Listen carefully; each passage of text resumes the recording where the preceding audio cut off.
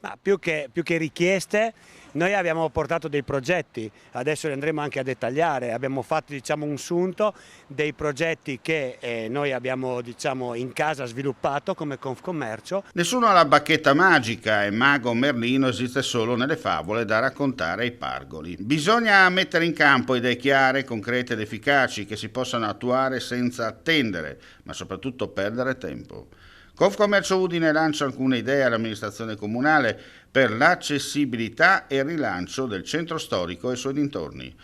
Eventi mirati per attrarre il pubblico, una zona a traffico limitato più morbida e snella rispetto all'attuale, il mercato coperto in piazza Venerio e l'intermodalità su gomma con parcheggi scambiatori tra auto e navette per raggiungere in comodità e sicurezza il cuore dell'urbe udinese. Chi accetta di entrare a rappresentare Confcommercio lo fa sicuramente non per le elezioni, non perché viene compensato, perché è completamente gratuito, ma perché ha il piacere di fare qualcosa per chi si vuole associare, quindi per la propria categoria. Diciamo che io la paragono sempre al nostro sindacato, anche se il sindacato non è, ma questo noi facciamo un lavoro sindacale alla fine, rappresentiamo i nostri esercenti e commercianti. Insomma, l'estate porta consiglio e ci si augura insomma, che sia un autunno, tra parentesi, tutto d'oro per la ripartenza di Udine. Beh, insomma, chiaro, quello ogni anno, noi ce lo auguriamo ogni giorno che sia un giorno d'oro, perché le casse si riempiono piano piano tutti i giorni con una goccia, non servono le grandi valanghe perché quelle solo ti sotterrano, ma non ti fanno vivere.